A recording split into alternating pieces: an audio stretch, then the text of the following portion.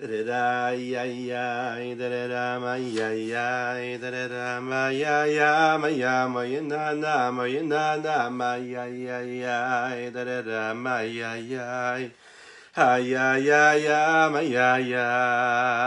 da da da ay ay ay da da da ay ay ay da da da ay ay ay ay ay my na na my na na ay ay ay ay ay ay ay ay da da da ay ay ay ay ay ay ay ay ay ay ay ay ay da da da da maya maya ya maya na ay ay ay ay ay ay ay ay da da da da maya ya ya ya ya da da da ay ay ay da da ay ay ay da da da maya ya ya ya Oye na ma ya ya ya da da ma ya ya da da da ma ya ya ya ya ya ay ay ya ma ya ya ya ma ya na ya ya ma ya ya ya ay ay ya ma ya ya ma ya ya ya da da da ma ya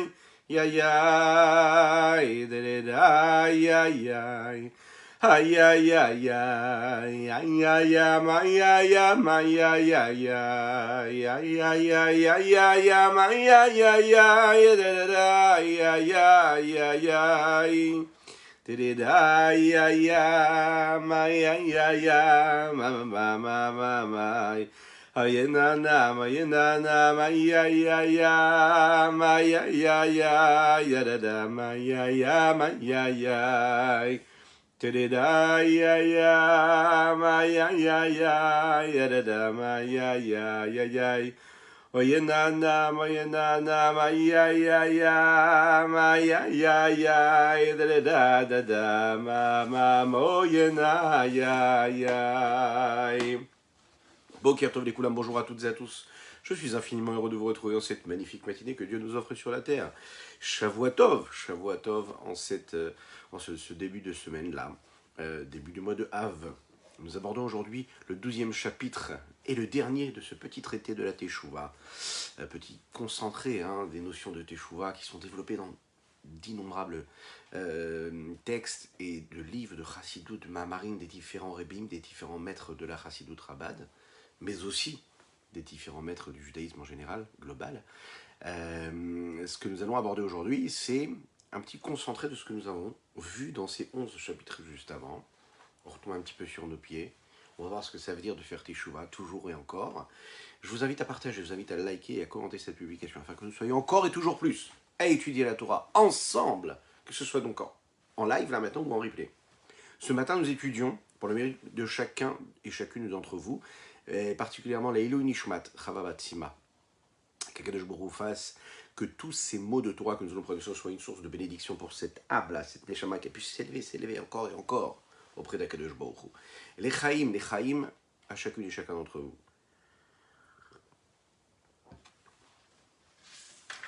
Parfois, on salit un vêtement. Et lorsqu'on salit le vêtement, il faut le rincer, il faut le laver.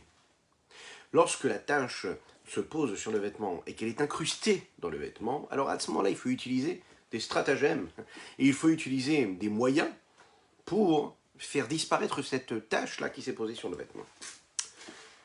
Alors parfois, ça peut se faire de manière assez rapide, facilement, et parfois non, parfois il faut vraiment faire des efforts. Plus on va nettoyer comme il faut, et plus la tache va partir. Mais vous êtes d'accord que quand une tache s'est posée sur un vêtement, le vêtement ne sera plus jamais comme ce vêtement-là que nous avons acheté, qui était tout neuf, tout frais. Ou même un vêtement que nous avons confectionné, on imagine bien, lorsqu'une tache s'est posée dessus, qu'elle ne part pas vraiment à 100%, on sait que ce ne sera pas pareil. Il a été taché une fois. C'est ce qui se passe avec la Neshama de chacune et chacun d'entre vous, notre âme. Dès lors que l'on faute, à ce moment-là, on a laissé une trace sur notre âme. Cette trace-là, elle est présente. On a beau faire Teshuvah, on a beau demander pardon à Dieu, on a beau demander, faire appel à toute la miséricorde d'Akadosh Baruch Hu. Pourtant, la petite trace est encore là. D'ailleurs, c'est cette trace-là qui fait que parfois on a tendance à retomber. On peut être conscient de la réalité. On peut être conscient, par exemple, que quelque chose est négatif. Qu'une réaction que nous avons, que nos traits de caractère, par exemple, sont riches, sont positifs, mais parfois, nous avons quelques traits de caractère négatifs.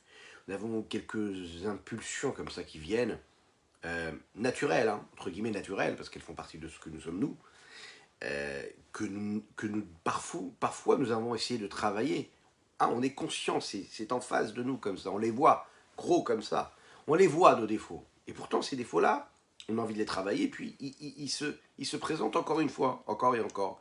Ils sont là, ils sont présents, on a du mal à s'en défaire.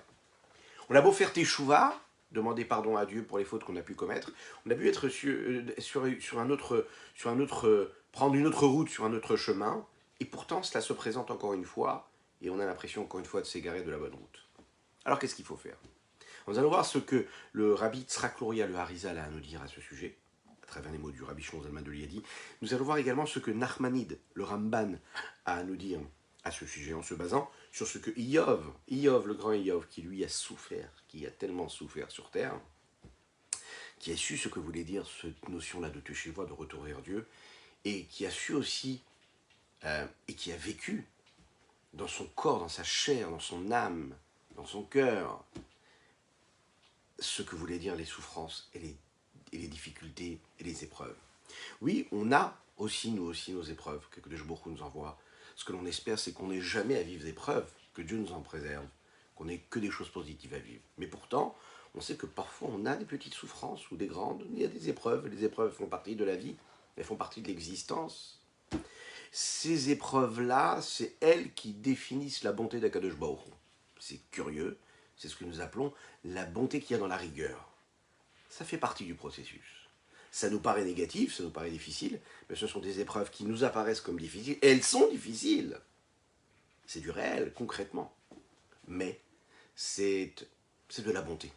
C'est ce que nous allons voir ici. Ces difficultés-là, ces épreuves-là, elles sont là pour nettoyer les fautes qu'on a pu commettre. Vous savez, c'est un petit peu comme un papa qui va corriger son fils qui fait une bêtise. Alors l'enfant tout de suite, qu'est-ce qu'il voit? Il voit que son père l'a corrigé tout de suite. Il ne supporte pas cette correction-là. Il va prendre ça parfois même comme une vexation. Il aura du mal à interpréter ce qui s'est passé là maintenant. Il a fait une erreur, son père l'a corrigé. Quelques années plus tard, cette petite gifle-là qu'il a reçue, cette petite correction, cette petite douleur qu'il a pu ressentir, il ne la prendra pas comme une injustice, mais justement il va la prendre comme une preuve d'amour. Il sait que si son père l'a corrigé de cette façon ou d'une autre façon, c'était pour son bien, c'était pour sa construction personnelle, c'était pour qu'il soit sur la bonne route.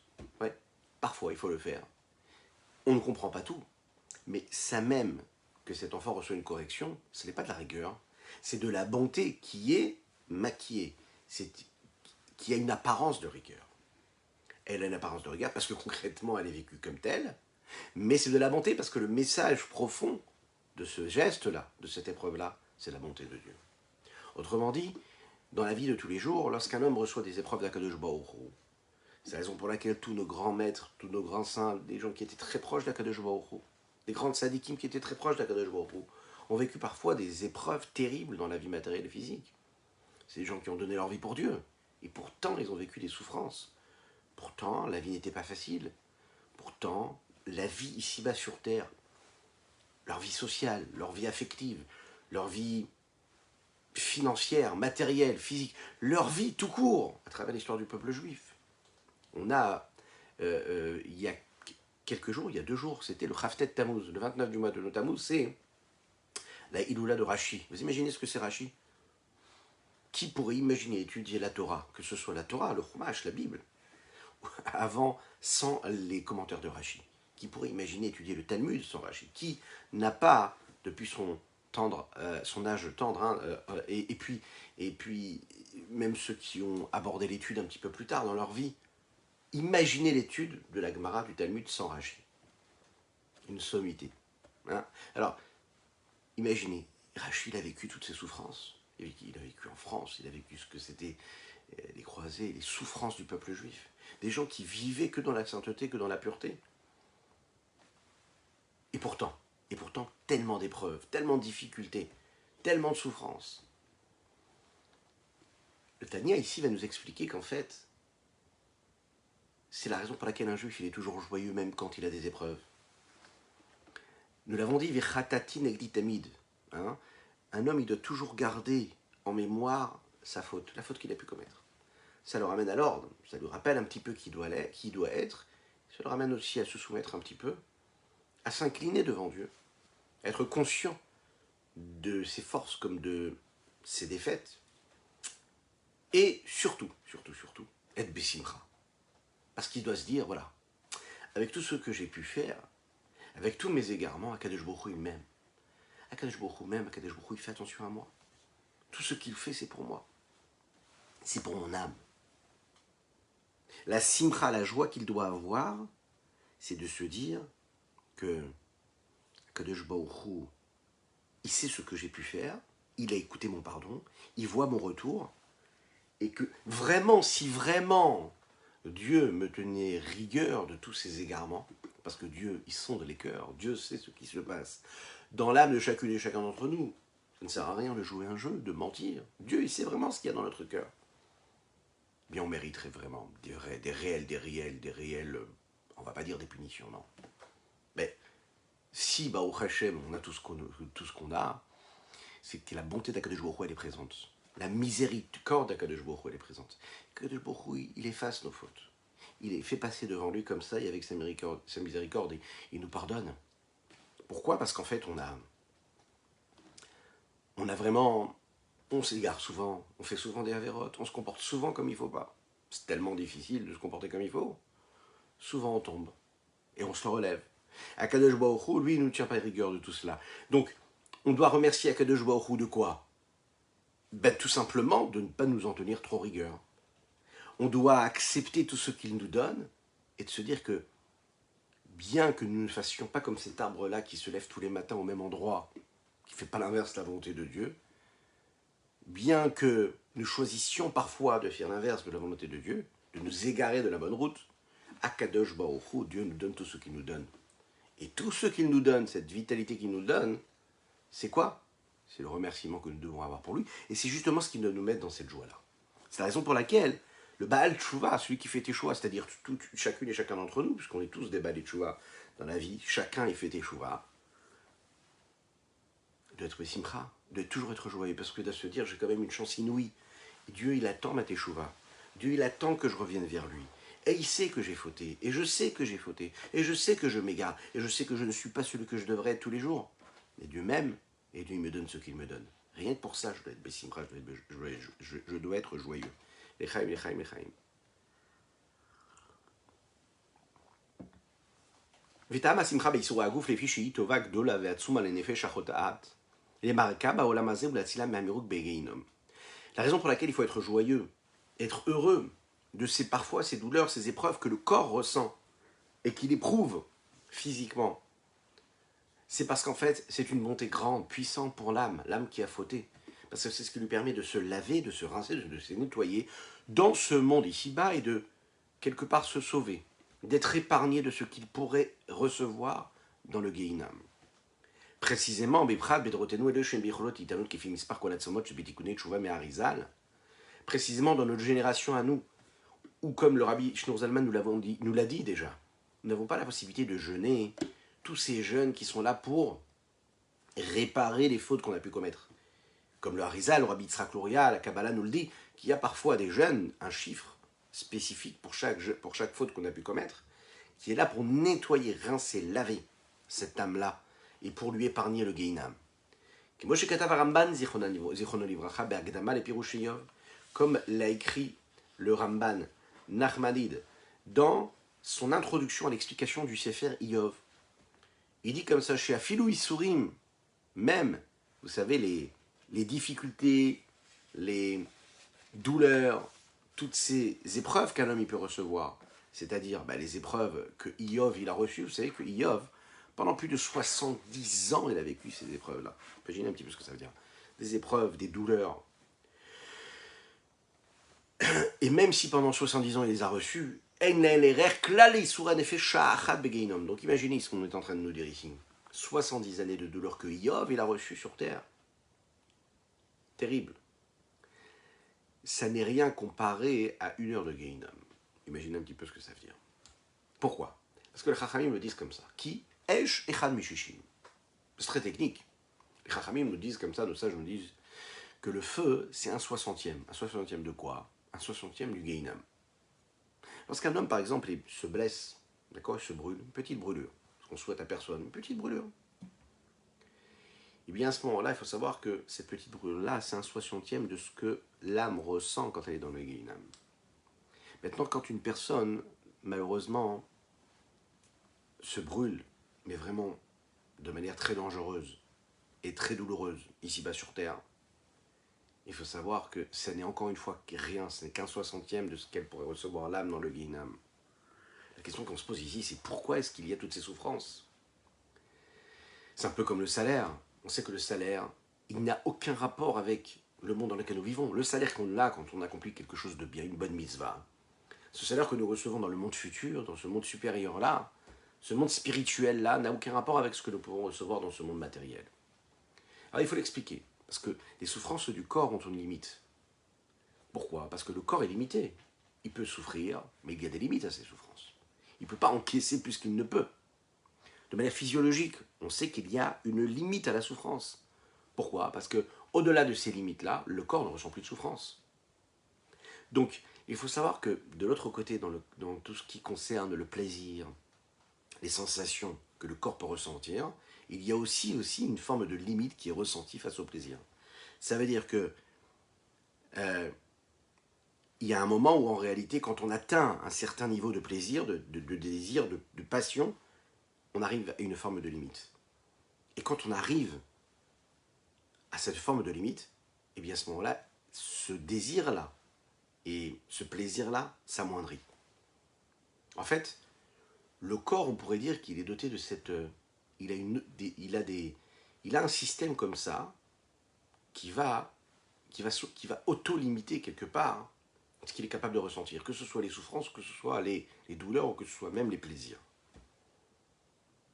Ou sinon, le corps ne pourrait pas supporter cela.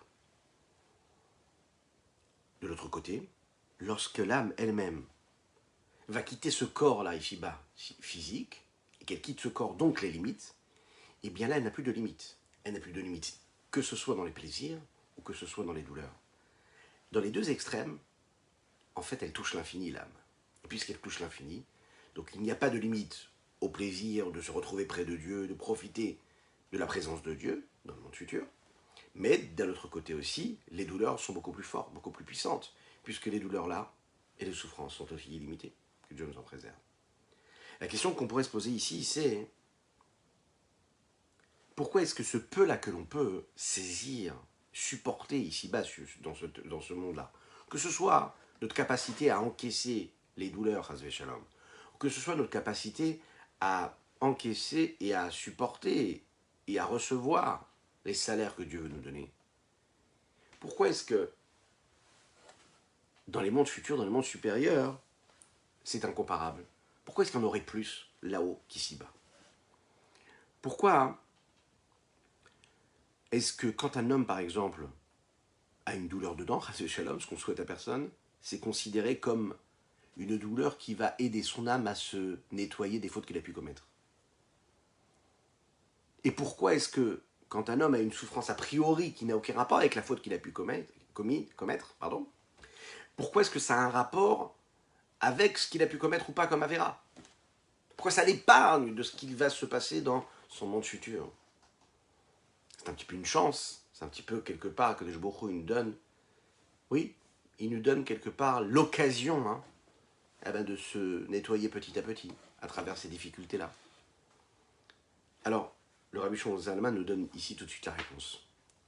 Il nous dit, vous savez qu'Akadosh Baruch Hu le dit ici dans les mots de David Amelech, dans les Télim, on dit Olam Chesed Ibané. Dieu, il a créé un monde de bonté. Ce qui l'intéresse, c'est la bonté. Comment on sait? Vous savez comment on sait? C'est que souvent les gens, c'est l'inverse qu'ils veulent faire. Le monde n'est pas bon en soi. Naturellement, l'homme, quand il se lève le matin, il n'a pas souvent envie d'être bon. Si, il a envie d'être bon avec lui-même. Si on regarde vraiment, si on sonde vraiment là, mais on va rechercher ce qui se passe dans le narcissisme et l'égocentrisme de chacun. Souvent, c'est ce qui se passe. Ça ne veut pas dire qu'il ne faut pas continuer. Ouais, il faut essayer toujours d'être bon, même si on sent que c'est pour nous. Mais souvent, on est tourné vers soi.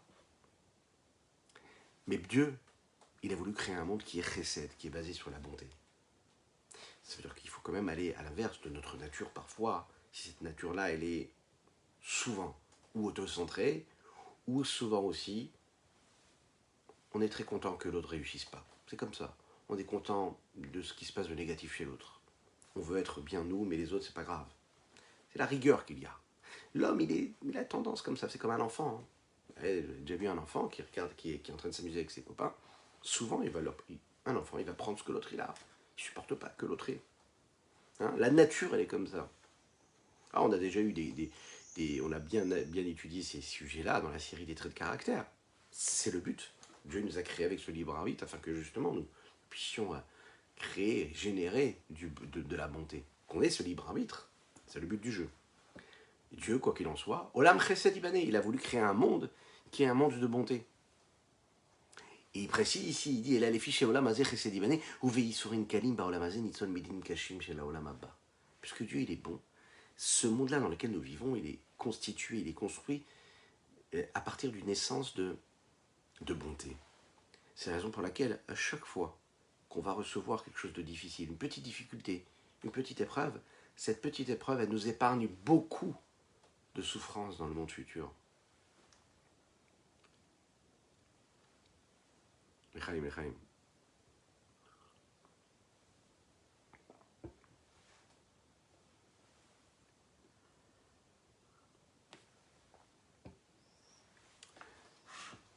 Le monde dans lequel nous vivons, c'est un monde qui est en pleine mutation. Il évolue, il bouge, il ne stagne pas, il ne reste jamais à sa place. Le monde supérieur, c'est-à-dire le monde spirituel, c'est un monde, lui, qui est construit, qui est constitué, qui est basé sur la vertu du digne, de la rigueur. Tout est fixé, tout a un grade, tout a une graduation, tout a une évolution, et surtout, tout a été bien défini et jamais cela ne change. Il y a des règles bien franches. Ces règles-là, bien que ce soit une naissance qui est spirituelle et qui est au-delà de l'espace, au-delà du temps, ça reste quand même des règles bien instaurées, instituées. Boker Tov à tous ceux qui nous rejoignent sur les différents réseaux. N'oubliez pas de partager et de liker et de commenter. Ce monde spirituel-là, ce n'est pas comme l'autre monde, qui lui est dans les limites du temps et de l'espace. Le monde dans lequel nous vivons ici-bas, sa constitution, oui, et l'existence même qu'il a, se définit de par ce qu'il est et en ce qu'il est, dans cette nécessité-là d'aller rechercher la montée. Et il est basé sur cette montée-là. C'est à l'homme de choisir, il a le libre arbitre. Est-ce qu'il va choisir le chemin des difficultés ou le chemin qui est beaucoup plus facile de la montée? Lorsqu'il va choisir de faire le bien, alors à ce moment-là, il s'épargne de tout ce qui est négatif, tout ce qui est difficile, et c'est-à-dire de toutes les épreuves. Lorsqu'il va choisir l'inverse, et le bien, il va choisir un chemin qui, lui, sera parsemé de ces épreuves-là, qui seront là pour rincer, nettoyer, raffiner son âme, qui a pu s'égarer en chemin, en fonction de son agissement. Ce monde-là qui a été créé par le Chesed, c'est un petit peu comme l'exemple qui nous est donné ici. Il dit ici dans les mots Kemachal, Iluch ve'atakat atzel ba'aretz tefach, les filuch gelgal hashemesh barakia alafim minim vechule. Chaque point que nous sommes capables de voir sur la surface de la Terre se trouve dans son centre comme un aperçu du grand cercle du mouvement qu'il y a. C'est un reflet du grand mouvement. Quel grand mouvement? Le mouvement du soleil qui tourne autour de cette Terre-là. Et chaque reflet, chaque ombre de ce soleil-là qu'il y a sur la Terre correspond en fait à un mouvement c'est un mouvement de plusieurs milliers de kilomètres de processus d'évolution, de voyage de ce soleil-là. Un petit point de reflet ici-bas sur Terre correspond à des milliers de kilomètres de mouvement au niveau du soleil. Qu'est-ce que cela veut dire? Veyeter Alken ici nous le dit encore plus que cela. Les Einket Subadim Shal. C'est-à-dire que l'exemple que nous allons prendre ici-bas sur Terre, par rapport à nos actions, par rapport à l'impact et à l'influence que cela peut produire en nous, il est là, mais à l'infini. Dans le monde matériel, ça se passe comme ça. Ce qui va se passer, qui va être engendré par ce principe même là, de l'ordre de l'enchaînement des différents niveaux, de monde en monde, spirituel, jusqu'au monde matériel dans lequel nous vivons ici. Il y en a beaucoup, ils sont nombreux. Et le rapport, l'éloignement qu'il y a entre ces mondes supérieurs et le monde matériel dans lequel nous vivons, il est énorme. Puisque c'est capable de définir et de dire, voilà, il y a un espace qui est plus grand que l'autre quand on parle du spirituel. D'accord? Mais de parler d'un espace et d'un rapport qu'il y aurait entre un monde spirituel et un monde matériel, c'est très compliqué. Pourquoi? Parce qu'on ne parle pas du tout de la même chose, on n'est pas du tout dans la même planète, on ne parle pas de la même notion. Là, on parle du spirituel, là, on parle du matériel. Et en réalité, qu'est-ce qui se passe? Bien qu'il y ait cet éloignement, c'est ça qui est très intéressant, c'est la raison pour laquelle le Rabbi Shlomo Zalman nous en parle ici, il est en train de nous dire ici, vous savez ce qui se passe ici? Quand, Shalom Aleichem, quand il y a un moment précis, quand par exemple, tu reçois une petite douleur, une petite épreuve ici-bas sur Terre. Alors toi, tu te dis, mais c'est terrible, c'est une épreuve. Mais il est dit dans les textes de la Kabbalah, il est dit dans le Tanya, il est dit dans l'Arizal, que qu'est-ce qui se passe? Quand on reçoit une petite épreuve, c'est une façon de se nettoyer l'âme. Ça veut dire que ça a l'influence de l'influence sur les mondes supérieurs, sur la sorte de notre âme qui se trouve dans les mondes supérieurs. Mais a priori, nous l'avons vu physiquement, les mondes matériels dans lesquels nous vivons n'ont aucun rapport avec le monde spirituel. Ils sont très très très éloignés. Et pourtant, une petite épreuve ici-bas sur Terre, une petite souffrance ici-bas sur Terre, ça a de l'impact, ça a de l'influence sur les mondes supérieurs. Il y a un contact. Tout ce qui se passe dans ce monde-là, que ce soit des plaisirs, que ce soit quelque chose de positif, comme quelque chose de beaucoup plus difficile à ressentir, eh bien il faut le savoir, ça a de l'impact. Il y a un lien. Le rapport qu'il y a, cette échelle de valeur et de rapport qu'il y a entre les différents mondes, notre monde et les différents mondes spirituels, c'est quelque chose d'assez compliqué. C'est un système, c'est une machine qui se met en route, qui est compliquée à comprendre. Mais il faut savoir que d'un certain sens, dans un certain niveau et à un certain niveau, il y a des contacts. Et en fait, c'est ce qu'un homme doit se dire quand, par exemple, il reçoit telle ou telle épreuve. C'est pas un hasard, enfin, c'est pas du tout le mot qui convient, qu'on voit que le Rabbi Shlomo Zalman, ici, c'est dans le 12e chapitre, c'est le dernier chapitre de ce petit traité de la Teshuvah, qui va parler de cette notion-là. Il nous rappelle à l'ordre, et en même temps, il nous montre la chance que nous avons, qu'Akadosh Baruch Hu nous donne, lorsque parfois il nous donne des épreuves à supporter. Il est dit comme ça dans le Zohar.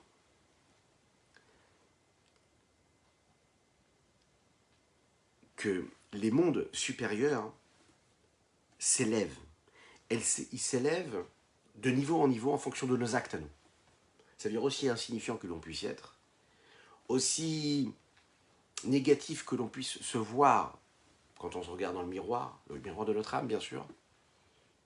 Akadosh Baruch Hu est en train de nous dire dans ces mots-là que nos actes ont une incidence, ont une influence sur le monde supérieur. Imaginez un petit peu ce que ça veut dire. C'est-à-dire que chaque Neshama ici, qui se trouve ici là présent, que ce soit donc en live maintenant ou en replay, qui a accompli une mitzvah, qui dit un mot de Torah, un mot de Tefila, chaque Neshama est en train de causer, d'engendrer des mouvements, des évolutions. Elle amène de la lumière, aussi négative qu'elle puisse lui paraître. Elle doit se dire que chaque mitzvah a un impact phénoménal. Il est dit comme ça dans le Zohar.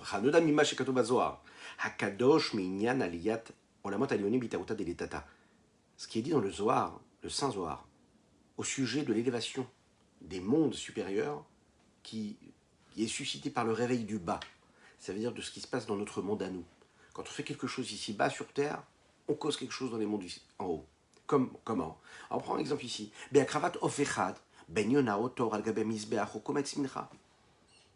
Il suffisait même de prendre une pincée de fleurs de farine, par exemple, et de l'offrir au Beth Amikdash. Il suffisait de prendre un petit oiseau, pour ceux qui n'avaient pas les moyens, pour demander pardon à Dieu, et de l'apporter comme offrande au Beth Amikdash. Il suffisait par exemple de prendre une petite colombe qui était posée sur le Beth Amikdash, au Misbeach, sur l'autel. Rien que déjà un petit acte, matériel, physique, un petit geste. Ça avait une incidence, ça avait des conséquences phénoménales à l'infini dans les mondes supérieurs. C'est ce que nous dit le Zohar. Dans notre monde à nous, on n'y voit pas vraiment ce que cela cause. Lorsque tu prends une petite pièce, lorsque tu te tournes et tu fais un sourire à un pauvre homme qui marche dans la rue, lorsque, dans tes rapports sociaux, tu as la possibilité juste d'être souriant, de parler avec un sourire aux gens qui sont autour de toi, d'être positif, d'apporter du bien, et que tu le fais, ce moment-là, Kadosh Baruch Hu le voit, ça bouge dans les cieux. Lorsque tu n'as pas l'obligation d'apporter du bien et tu le fais. Lorsque tu te fais violence et tu lui dis, voilà, j'ai la possibilité d'être dans ma vie à moi, mais je me dis non, je vais regarder ce qui se passe autour. Je vais me connecter à ceux qui sont autour. Je fais l'impasse de mes soucis, de mes problèmes. Je mets de côté tout ça. Et ça devient comme un leitmotiv. Ça devient comme une mission de se dire que je mets de côté ce que je ressens moi. Je balaye ça d'un revers. Je regarde que le positif, ce que je peux apporter de positif et pas ce qui est négatif. Je me rends compte que le petit acte, le petit geste que je vais accomplir ici a des incidences dans les mondes supérieurs. Alors à ce moment-là, ça me donne de l'importance, ça me donne de la force, ça me donne de la confiance. Et ça me fait me changer complètement. L'Echaim, l'Echaim, l'Echaim.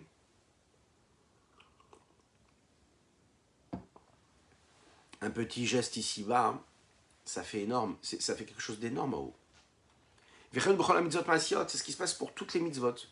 Le Zohar ici, il est en train de nous dire que chaque fois que tu vas faire attention, par exemple, à la mitzvah de tzitzit, à chaque fois que tu vas faire une attention aux mitzvahs que tu fais, quand tu prends un etrog pour faire la mitzvah du lulav et du etrog et Sukkot, quand tu vas faire attention à chaque petite chose que tu peux faire, ça a des conséquences phénoménales. C'est un petit geste ici-bas, mais c'est un grand pas pour l'humanité.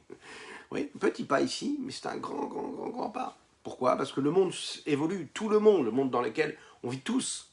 Chaque neshama, chaque âme, mais aussi l'humanité tout entière en fait. Kanodam et Harizal, comme il est connu de ceux que dit le rabbi Tzrak Luria, le Harizal dans ses écrits, dans ce qu'il donne, en fait, dans les raisons qu'il donne à chaque mitzvah, pour nous donner l'importance que chaque mitzvah peut avoir. C'est ce qui se passe aussi du côté négatif, c'est-à-dire en fonction de toutes les douleurs, les épreuves qu'un homme peut recevoir ici-bas sur Terre. Les petites épreuves, alors peut-être qu'elles sont des petites épreuves, parfois elles sont grandes, ces épreuves-là. Il faut savoir que là-haut aussi on souffre.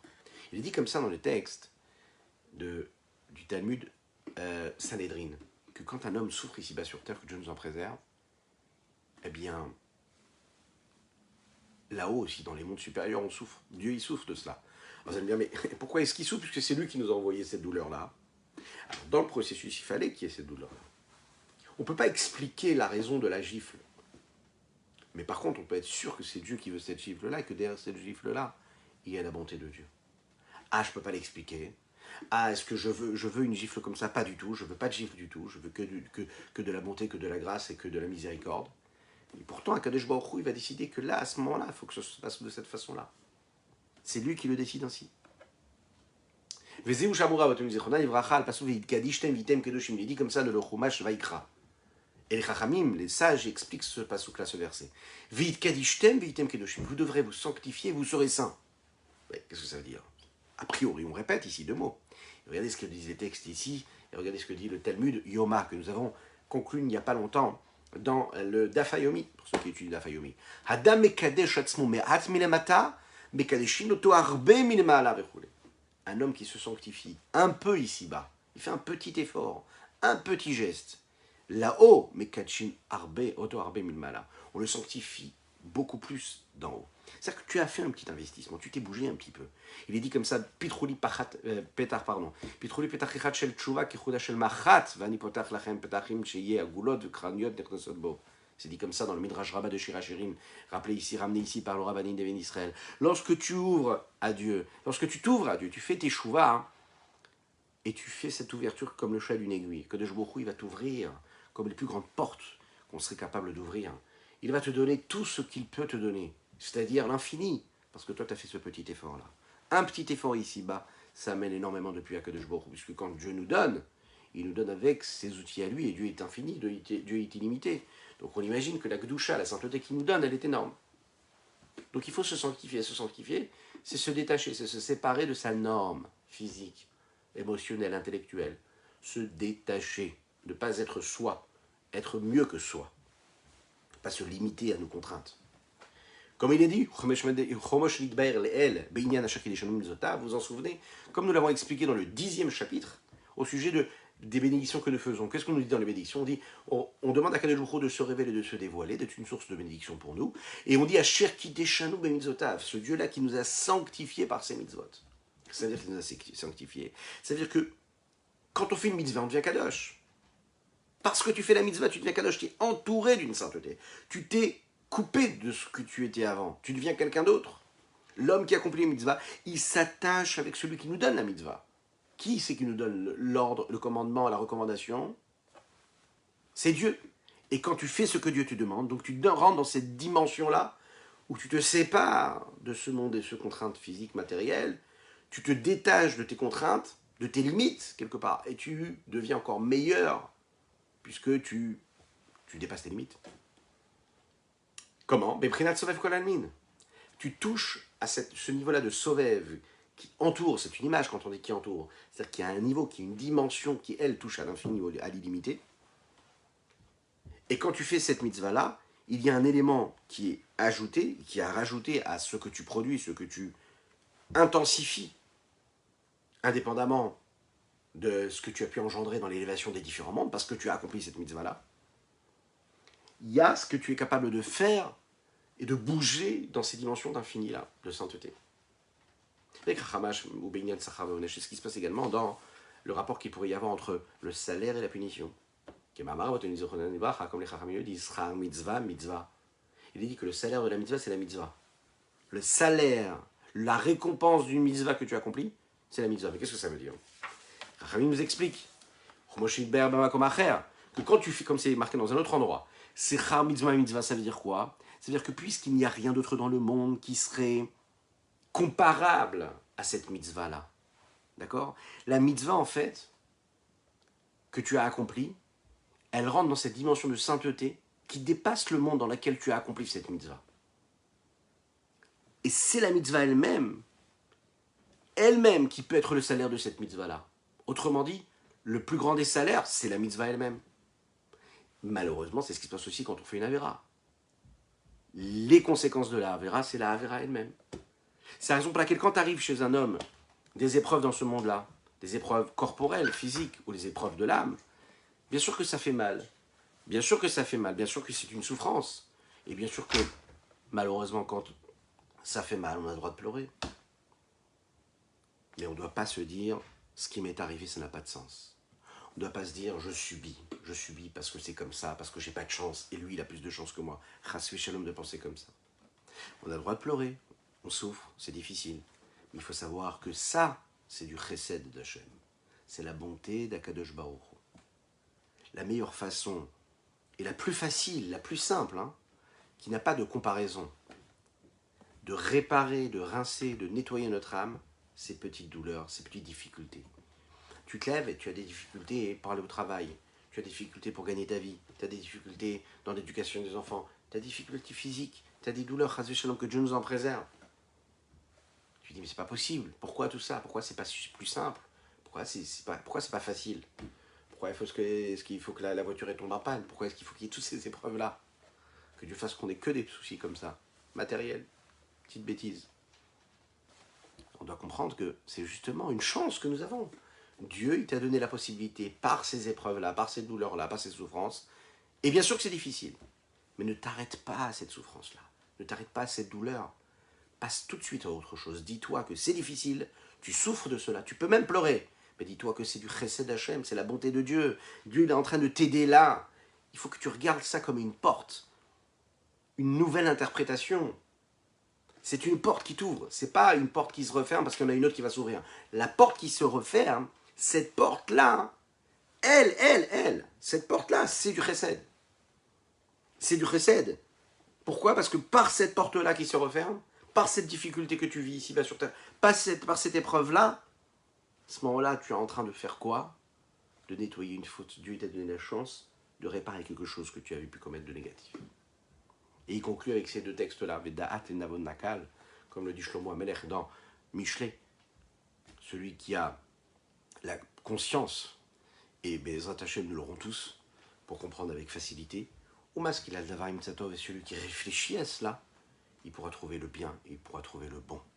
Comme l'explique le Hanbrazaken en introduction du Tanya, tous ces sujets-là qui concernent le travail de l'âme de l'homme, c'est très compliqué de donner des conseils qui sont générales, globales. Chacun et chacune d'entre nous, à notre niveau, on doit prendre ces notions-là, s'en imprégner, en faire sien chacun, on doit vraiment travailler avec, on doit y réfléchir, on doit trouver nos repères à travers nos forces, nos capacités intellectuelles, émotionnelles, et c'est ce qui va nous donner comme un petit peu une petite ouverture de cette porte-là pour comprendre, pour savoir, connaître et prendre conscience, pour arriver en fait à cette conclusion. Qu'une seule chose, qu'Akadosh Baruch Hu, la seule chose qu'il veut, ben c'est qu'on puisse, c'est aussi simple que cela, accomplir tout ce qu'il nous demande, dans le bonheur, l'allégresse, la joie la plus totale. Que Dieu fasse que notre teshuva puisse être entendu, que Dieu fasse que l'on puisse avoir les yeux pour voir et le cœur pour comprendre ce qui nous arrive, ce que du chesed d'Hachem. Et quand on comprend ça, on passe tout de suite à autre chose. On ne se laisse pas sombrer dans les difficultés, mais on voit tout de suite la petite lumière, la grande lumière qu'il y a. Je vous souhaite une excellente semaine. C'est ce que nous pouvions dire pour sur ce 12e chapitre. Une belle route pour ceux qui partent en vacances. Soyez prudents, c'est une semaine qui est ce qu'on appelle la première semaine du mois de Av. Il faut être prudent. Qu'Akadosh Baruch Hu fasse qu'on puisse très très rapidement se retrouver avec la construction du Beit Hamikdash, le Beit Hamikdash. Qu'Akadosh Baruch Hu vous bénisse. Un très très grand Lechaim à toutes et tous. Et n'oubliez pas de partager et de commenter ce cours. Lechaim.